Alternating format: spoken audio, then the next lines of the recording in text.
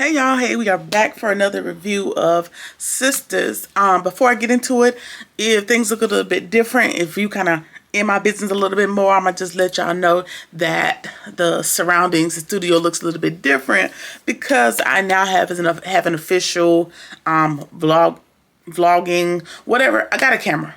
Shit, that's the gist. I no longer have to record on my phone. My oh so wonderful husband decided to gift me with the Sony ZV-1F, and so that's going to be my camera of choice because I like that it has the flip out viewfinder. So if you see me looking off to, I don't know if it's going to be the left or the right. I haven't really tested it out. I'm just going to record the video and hope for the best. So if I'm not looking directly at you guys will know I'm looking off at my notes or at the viewfinder. I may have to turn the viewfinder around to force my eye to look here. Either way, I have a new camera, so hopefully I'll be in full screen now and all that good stuff. I'm just excited and I'm rambling. And I got my nails done today, so I'm talking with my hands. Okay, in case anybody wants to see my nails. Let's see it. Let's see if the focus. I'm an official YouTube girl. Y'all, I'm excited and I'm really just showing out. Either way, got a new camera, all that good stuff. I guess I'm official now, or whatever you want to call it. Either way, we're just gonna jump right into it. I'm not gonna prolong it. We're on season 6, episode 18, entitled From the Blind Side, and that is exactly what this episode is going to be about. At the end of episode 17, Jordan escorted the girls outside and we run into who else other than Gary. So of course that's where we're going to pick up at. And so Jordan is trying to make the introductions, trying to introduce Andy to Gary, and he's acting dumb as hell, like he don't know who Andy is. And Andy's looking, and so she's being awkward, and Jordan's like, do y'all know each other? And Gary is like, no. And Andy's like, the hell, we do know each other. Like, what the hell is you talking about? But it's one of those situations where it's so far-fetched and so impractical that you're rendered speechless. That's where she is in this moment. And so he's trying to deny knowing her at all, as if she's just going to go along with it to get along. Now, she did a whole lot of going along to get along in this episode, but we'll get to it as we go through the episode.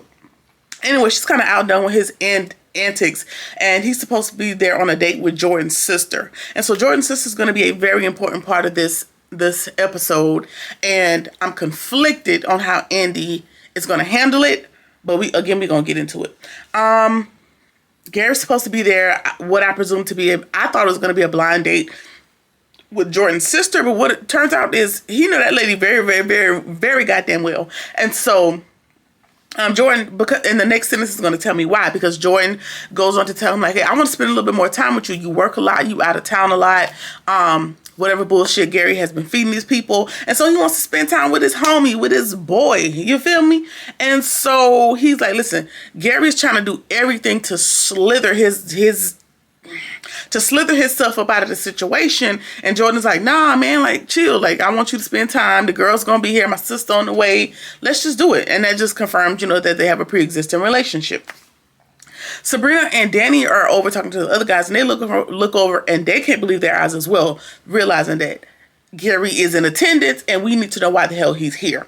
And it seems like the other guys that are there, which are Jordan's good friends, also have a pre-existing relationship with Gary. So everybody know Gary. Everybody know Gary. Gary just must be the it man in Atlanta. Everybody know who he is. And so now this is what we got to deal with. And if Danny is anything like myself, she was not going to sit there and play passive. And so she gets up and walks over to Jordan and Andy and Gary to see what the hoopla is about. And she walks over, joins the conversation to see what the hell could possibly be going on. And we'll, that'll develop throughout the episode. Like I said, he's trying to squirm his way out of the situation. They want to know how he knows Jordan, and they almost let him leave without an explanation. He claims he has to take a phone call, and I thought he was going to try to take that phone call and try to disappear into the night, but luckily, he wasn't able to squirm out of it. And so the girls take a little second to go get themselves together because, again, nobody can believe what the hell is actually happening right now. So we're going to take a second to gossip and see what the hell is going on.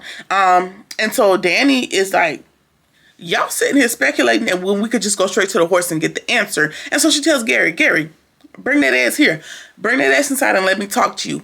Unfortunately, all the other dudes migrated inside as well, and so they didn't get to have like that Gary and the girls conversation. Everybody kind of came inside. And so Gary slithers outside yet again to have this conversation with whoever the hell he was talking to, and Jordan's sister shows up. I don't remember her name. Charge it to the game. Obviously we're going to find out because she's going to become a key player. But Jordan's sister for now. Jordan's sister walks in, and that lady is not only beautiful and sweet and kind, but she's also mother pregnant. The lady she's pretty far along. I'm gonna say like 6, 7. I'm gonna go 5, 6 months. She looks to be pretty far along in her pregnancy, and the girl also lets everybody know that she's Gary's fiance, and that they've been together for 3 or 4 years, which would also be the same duration for Andy and Gary's relationship. Heavy air quotes on that. And so the tension in the room is very, very, very, very much thick as molasses. And so the girls, again, are rendered speechless because what the hell is actually happening? And so the fiance insists on everybody staying because Gary has now re-entered the chat, and he's trying to whisk her away, and he's trying to get her out of there. And she was like, I barely get to see you. You always out of town. You always working late. Blase, blase, blah. We're going to stay here and kick it with our friends. We're not leaving. You know, calm down. You just need a little cuddle. You need me to give you some TLC. But we're staying. I won't be here, so we're going to stay here. So she insists on them staying. And we know that Gary don't be the hell out of town. I doubt that he ever leaves Atlanta at this point. And so now the girls are headed again over to their own little corner for some girl talk. So the men have been dismissed, and Miss Fiance girl's gonna sit on the couch and wait for the girls to join them.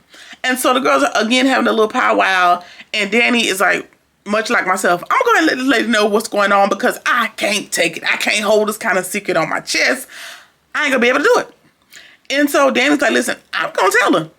And Andy's like, listen, I don't want to ruin this lady's happiness. Not only that, she's kind of far along in her pregnancy, and I don't want to put that undue stress on that lady.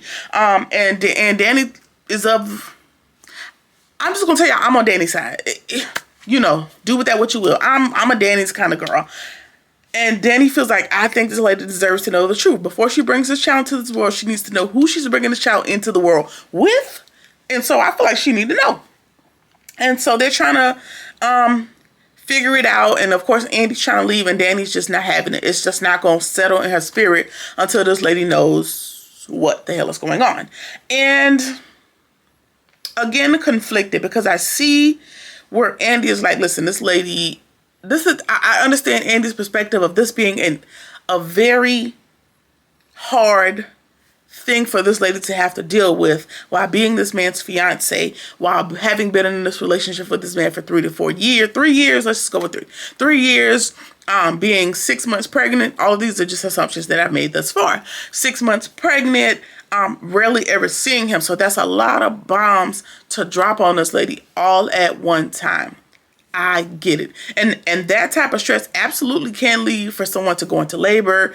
It could cause, a whole lot of health issues because certain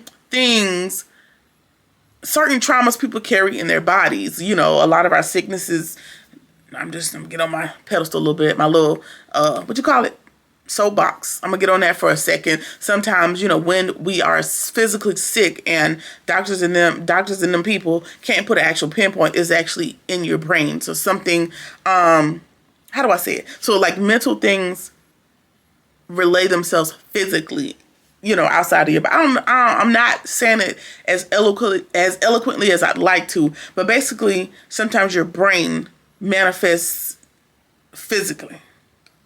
I hope that don't go over nobody's head. I just wanted to say that. And so Andy doesn't want to give that lady all that stress and that hardship because, girl, we here now. What's the point in telling her? And I just feel like Danny, ain't no time like the present, because you don't know. Well, you do know Gary's gonna work overtime to keep you away from that girl, that lady, and So ain't no time like the present. I'm gonna go ahead and let you know. And by the end of this episode, you're probably gonna have to tell her anyway. Again, we'll get to that part by the end of the episode. But moving right along, the construction man Brian goes to Karen's house to give her the information on how much it'll cost to fix the beauty salon, and he prefaces the bid to her. I'm going to presume it's a bid because he did talk to some of his subcontractors, and people do have to place bids in. I got a little bit of knowledge on that, and so he's probably came with the lowest offerer and kind of put together a tailored list for her. Now, I will say, not at the expense of him not making a profit. That ain't about to happen because this man is in business, of course. So his subcontract is like somebody that's going to do the work up on the umbrella of his company. So he reached out to some of the his subcontractors to get all of the discounts and everything that he can give to apply to Karen, because he sees that she's a mom, and he overheard Pam talking about her being a single mom. So, he's trying to cut her a break.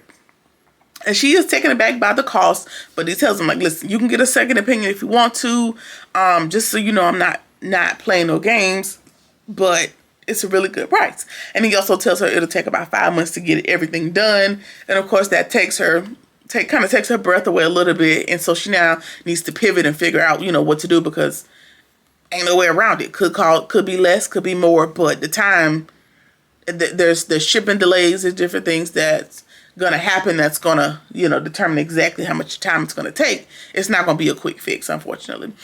He also tells her, like, listen, talk to your insurance company. They may be able to, offer something better, and she ain't got no damn insurance. She's just gonna have to make it do what it do. And he's looking like, you ain't got no insurance, so how we gonna pay for it? And she's like, listen, I got the cash.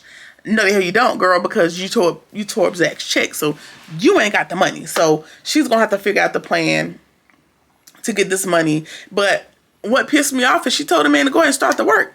Girl, you ain't got no money. You ain't got no money. You ain't got no contract. You don't have nothing that obligates nobody to what this work should look like. And again, you ain't got no money. So you telling him to do work. And if you don't come up with this money within that 5-month time frame, first of all, there's overhead costs that he's going to have to incur to get everything to get started. But whatever. We just going to play it by ear, child. Now, what was also weird is he was kind of looking at her like real longingly, like, if you need somebody to look up for you, blah, blah, then hit me up. It was giving lust a little bit, but we know you got a house full of kids and a wife, so I need you to calm down, my friend.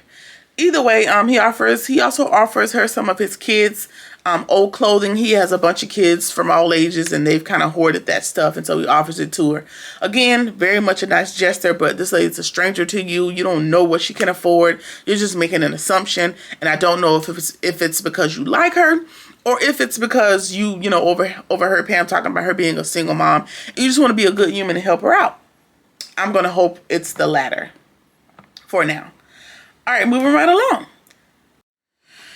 All right, Fatima and Zach are sitting outside of Heather's apartment, decide whether they want to go inside or not. And Zach wants to do it the right way, so he calls the lawyer, and they have a meeting set up for tomorrow. They're not really sure what the meeting's going to look like or what's going to happen.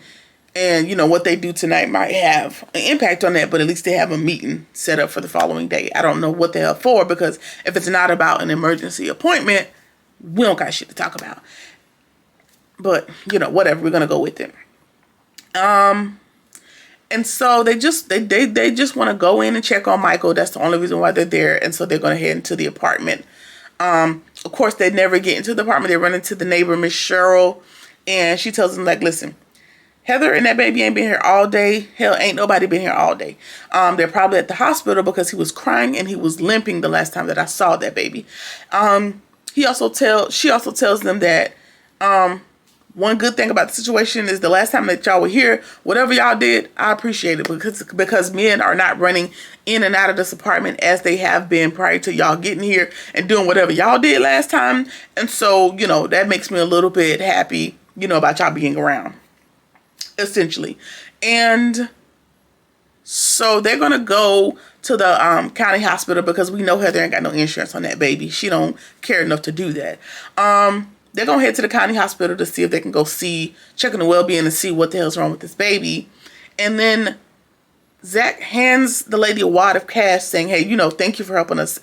He didn't say it like that, but that's what he meant. He was like, you know, hey, thanks for helping us out. But he kind of handed the stack of money off to her. Kind of like how, you know, like a rich, snooty person, her perception would be like a snooty person just kind of throwing money at her. And so she got offended, but she wasn't offended enough. Hold on. She's offended, faux offended, and tries to tell him, like, do you think I'm just helping you out for the money? I'm not helping you out for the money. I'm just helping you out because, you know, I'm a nosy old lady. Ain't nothing to do around here. And that baby just going through it. He don't need to be going through all that. How dare you throw all this money at me with your fancy car and your wads of cash? Take this money and get up out of here. And he wholeheartedly just apologized. He was like, no, you know, I just wanted to kind of compensate you for your time. I'm not that guy. Like, I just wanted to, you know, just do a nice gesture. It's not even like that. It's my very sincerest apology. And of course, Fatima was profusely apologizing as well. And so they're like, listen, let's just go. Let's just get up out of here. We don't want no smoke. And she gonna call him back talking about, you apologize for real? Like, is you real sorry? And everybody's like, yeah, like, we already apologized. She's talking about, well, since you sorry, let me get that let me get that money up off you, my guy, because I could use a little piece of change. You know, old black people, everything's a little bit of change when it comes to money. And I went to the old lady, girl, cut the shit, because if you don't want the money, just say you want the money. You're not that high and mighty. You live over here with Heather. Just calm down and take the money. It's not like he hit you in the mouth with some money, okay? What's that movie reference? You'll let me know. Anyway, she still ends up taking the wad of cash and going on about her business. Now, this ain't finna be no transactional, because every time you give me information about Michael, I'm not finna pay you. This is just enough to be like, hey, thanks for looking out for this baby. Until we can get, you know, our hands on him, until he can live with us. But yeah, that was funny. She did all that high and mighty. She was so offended, but she wasn't offended enough to not take the money after all. Crazy tales there. All right. Karen tells Pam that she has an idea. She sends her to Sally's Beauty Supply, wherever she needed to go, that she's going to do hair out of her home. And I'm presuming for her to make some money and potentially help with the costs, you know, until the shop is fixed. And that Pam can come work at her house part-time. And Pam was like, part-time? And she was like, listen, it's the best I can do. Like, I'm trying to keep you on staff, but I'm just telling you that all I can do is part-time. She was like, okay, girl, I'll do part-time. I guess I'll take what I can get. But hell, at this point, both of them don't have a whole lot of choices. Now, Pam said she had another job. She was going to take another job, but if you was going to take it, you would have took it. So obviously your options are bleak as well. Or you just didn't bother exploring other options because you enjoy working for Karen. Because I don't know too many other bosses that's going to let you be messy and still have a job. So, sure. All right. Zach and Fatima leave the county hospital, and obviously I presume that they weren't there, but we don't really know that they weren't there because they did not give Zach and Fatima any information, because they don't even know Heather's last name or the baby's last name. And that kind of pissed me off a little bit. Let me tell you why. Because you have a whole child with this lady, which tells me that you raw dogged this lady. We all players fuck up too. We all make mistakes, but you raw dog this lady. You don't even remember ejaculating. You don't even remember finishing, but you now have a child. Let's just operate under the assumption that the paternity test is correct and not doctored in any way. Let's go with that. You now have a child with this lady, and you don't even know her last name. That is reckless, and that is careless, and just a little message to all the people out there. Y'all gotta be careful. And, this scene further confirms, like, listen, I was out here tripping. Like, what the hell was I thinking? Just out here doing reckless stuff. Because while y'all think, a lot of people think, oh, I only got a child. I only got to wait till the child turns 18. Well, hell, in this instance, baby Michael's only 5. You got 13 more, my boy. Not only that, you don't stop being a parent at 18. You would call them an adult, but, I'm of the belief that anytime that my child, I don't have any children, but I would only hope, even after 18, if my child needs me, I'm gonna get on a pony, a bicycle, or Amex. I'm getting to my child. I'm gonna get them what they need. So you're never not gonna be a parent. So, and you're forever gonna be tied to Heather one way or another. Even if baby Michael comes to stay with you, Heather is his mom. And unless she goes to prison or has no parental rights or supervised rights, whatever that arrangement is gonna look like legally, you still gotta deal with that lady on some scale. So that's very unfortunate. It's very unfortunate. Just one night of Hennessy just got you tied to that lady for life. That is crazy. But hell, that's how most of us got here, right? So whatever. So he's sitting in the car and, woe is me. And one night of passion got him into all of this stuff. And so he's sitting up there beating up himself about his mistakes and he's, talking down on himself, saying like all his mistakes are huge. And so Fatima tells him, like, listen, we all make mistakes. And he's like, well, why argue? He just can't figure out, like, why are you here? Like, this is a lot to deal with. I'm not mad if you don't understand. Like, and she's like, listen, I done made some big mistakes too. And now, hell, you can't say that without really giving up a story. Like, we trying to empathize, sympathize with it, whichever word applies in this situation. And now she has to tell them the story. Now, her story is when she was 17-year-old, of course, she has very strict parents. She was hanging with some boy, and they told her, like, listen, that boy don't mean you no good. And, of course, she going to do what she want to do because when you are a teenager or young adult, you think you know every damn thing and know little to nothing. And so she continues to hang with the boy, and she ends up getting knocked up. And I was going to make the assumption that she got the now reversed, the now illegal procedure that women can get, even though it's not up to you white men to decide.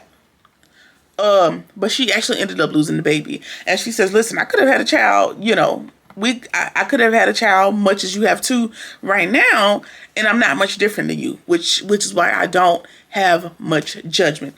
And I appreciate that she said that.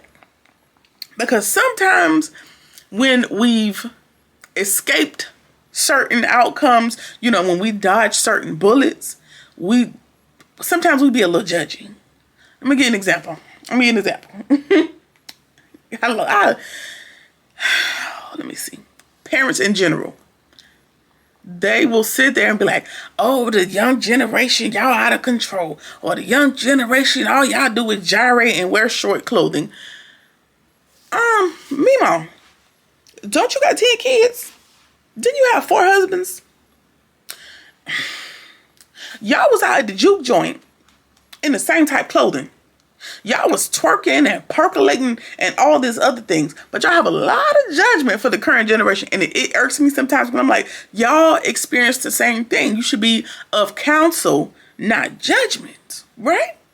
Y'all might have dodged some bullets. Like she said, like, okay, the baby, I lost the baby, but I still could have been in your situation with a child or, with a bad parent to have to deal with. So I ain't got no judgment for you. I'm the type of person, even if I have not experienced what you experienced, I ain't got much judgment.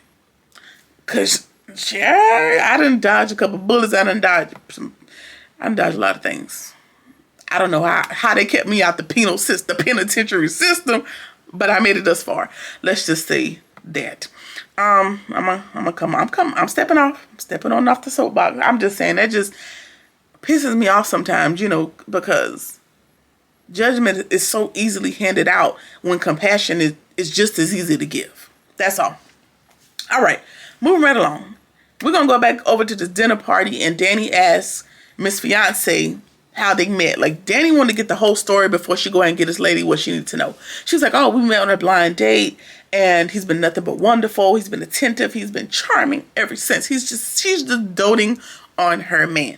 As you should. Don't get me wrong, as you should. If he's been all that to you, I love it for you. Because he was all that to Andy once upon a time. No shade. And so she tells him that they got engaged not that long ago, prior to her getting knocked up. So let's just say a few months ago. Let's go with 6 months because she's given 5 or 6 months pregnant.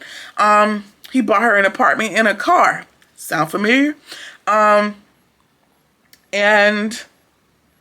then she, you know, again, just doting, just gushing over her man or whatever. And she shows the girls her dress, her vintage wedding gown that she's already have picked out. And Andy's just over there stuffing her face with chips because I am just trying to get... Andy was just there to go through and get through. She wanted to get this shit over with as quickly as possible. But again, Danny wasn't going to let it go down like that. And then Danny asked her, like, hey, you know, was it a Rolls Royce? And she was like, She scoffs at the thought of driving a Rolls Royce. Not because it's beneath, you know, something that she'd be able to afford or to drive, but because it seems vain. And she's not with all the frills and the thrills. And she thinks that type of person is shallow and they just drive these types of cars and do these types of things for attention. So not too much. Because he bought you an apartment and a Volvo. But he bought Andy a penthouse and a Rolls Royce. So, and that just tells me he bought not what he thought they deserved, but what they thought they deserved. Because Andy has always carried herself in this manner, penthouse type status. Not saying that Miss Fiance doesn't, but I'm going to tell you what I'm trying to say. Hold on. Okay. And so Danny goes ahead and busts her bubble. Not really busts her bubble, but like wondering why. She tells the lady why Andy's uncomfortable in this moment. Just in this moment, she was like, well, Andy drives a Rolls Royce. And she's like, oh, I'm so sorry. I did not mean it that way. You know, I just basically made a presumption about people who have these types of things. And I understand that. But again, that comes back to that judgment. Because people, you know, make the judgment, oh, you live in a penthouse or you live in this area and you drive this certain vehicle and you think you better than somebody or you think you all that. No, sweet pea, you think that. I don't think that. Okay. No, we're not talking about you, okay? All right. I'm just saying, as somebody that has worked very hard and amassed certain luxuries in life, it is for my own comfortability. Now, if I have to go back to a 2004 Tempo, I'm not above doing it. Okay? I'm not above doing it. But sometimes it can be judgy, like when people, you know, buy what they can afford to buy. Sometimes, you know, people get a little judgy, or when you come around, you know, you get out the car, people like, oh, big money, you got all the money. You can also work hard and get all the money. I mean, I know that there's systematic things. I hope y'all don't get me misconstrued in what I'm trying to say. But, you know, I know there's systematic things in place, blah, but I don't think that there's any judgment that needs to come with the people that wear what they've amassed or, you know, present how they present, because I can still get in the gutter with you if I have to. All right? All right. Praise the Lord, everybody. Moving right along. Yeah, moving right along. So they're just sitting there small talking, and Danny tells her, like, yeah, Andy drives a Rolls Royce, and the man bought it for her too. And so she's like, oh, okay, well, you got a good one too. Miss Fiance is like, yeah, you got a good one too. And, you know, Danny's just kind of being a little snarky. She's like, yeah, so it's basically like she has a Gary too. You wouldn't even be able to tell the difference. Like, just little digs that Danny's been taking. And Danny is sitting there talking to the girls, like, amidst the conversation with Miss Fiance, and she was like, y'all, I don't know if I can hold it. I don't know if I can hold it much longer. I'm about to tell this lady about a man. I'm sorry. And so, the girls tell Andy, Miss Fiance tells Andy how much her brother likes her, and, you know, just gushing and all this good stuff. And then the guys come over and break up the conversation, and that pissed me off.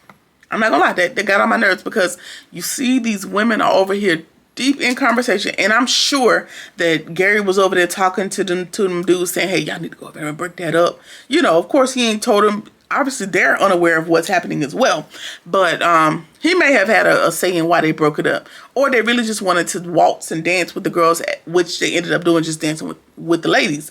But I just feel like, if these women over here huddled up in this corner having a deep conversation, let them people finish that conversation. Unless everybody's drunk. If everybody's drunk, it's never going to go well. We're going to talk about this later. Danny was the only one that was probably a little bit lit, but I kind of feel like my girl Danny can hold her liquor and hold her own. But, yeah, I feel like they should have broken up. They should have let them finish having the conversation. They talking. Let them finish. Either way, something starts burning on the grill, and all the guys run outside to address the issue. And Gary drags Miss Fiance with him. Of course, he wasn't gonna leave him in there with them girls to keep on talking. And Andy gets her shit, and she is ready to bounce. She was like, y'all, let's go. She was gonna ghost him. She was gonna run away like a thief in the night while the people was outside putting out the little small fire on the grill. And Danny's like, I'm not leaving. And of course, Andy doesn't want to hurt the lady, and Danny doesn't give a damn about none of that. Andy's like, listen, I can't crush another black woman with this information. And Danny's like, I hear what you're saying, but all I really heard is that Gary is doing what he's doing to two very beautiful black women. And so while you don't want this one hurt, he's hurting two. But what I will do is help you out here, Danny. Let's go 3. Let's go with 3. Because let's go back a couple seasons even at this point. Remember, wait a goddamn minute, is it 2 more women? Because, okay, let's just go with 1. Remember the wife that tried to shoot Danny, that got pushed off the building and ended up in jail, that lady was also in the midst of Gary and Andy's stuff. And he's been with Miss Fiance. Miss Fiance and Andy were with Gary at the same amount of time, 3 to 4 years. Also, wife came and tried to unalive Andy because obviously Gary was messing with them two at the same time. And now that I'm saying that out loud, that tells me that you're disgusting, because you are having unprotected sex with all 3 of these beautiful black women. And yeah, I feel like you should play in traffic while blindfolded, because obviously you won't play stupid games, just win some stupid prizes. Because, and then Andy, if that don't solidify things if you had no other flags that were red, this should be the one. This should be the one that sums it up for you. Anyway, they're trying to run out, and Danny's like, nope, he deserves to be exposed, and either you gonna tell her or I'm gonna tell her. And Miss Fiance walks up mid-sentence. She has tears in her eyes, and she's demanding answers. She was like, well, what is it that I need to know? What do y'all mean? Blah, blah, blah. So she's heard enough to have an emotional reaction. And, of course, we're going to have to deal with that next week.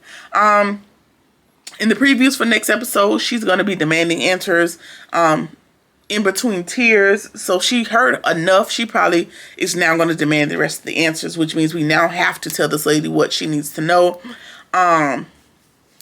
The Band-Aid, just pull it off at one time. Just pull it all off at one time and let it be what it's going to be. Even if y'all want to be of support to this lady, because we don't know if she has other sisters, if she has a female village, anything, that's cool. All of that is wonderful, but you're going to have to go and rip the Band-Aid off at this point. We see that Andy is going to tell the girls that she believes that Gary is her karma. I don't know what the hell you could do other than being a doggone serial killer to deserve Gary, but I'm sure she'll explain that to us next week. Not only that, we see Miss Cheryl calling Fatima in the middle of the night, telling her that they need to get over there. There are ambulances and cops and lights everywhere over at Heather's, so something really bad is really going on. So now they're going to have to rush over there. And I hope that nothing worse has happened to that baby, because it just seems to get worse and worse every time when it comes to that. And hopefully it's not something that can't be undone. Let's say that. That's been the episode. Let me know what y'all think about the episode. Like, comment, share, subscribe, or whatever it is that you feel like doing, and I'll see you in the next one. Peace.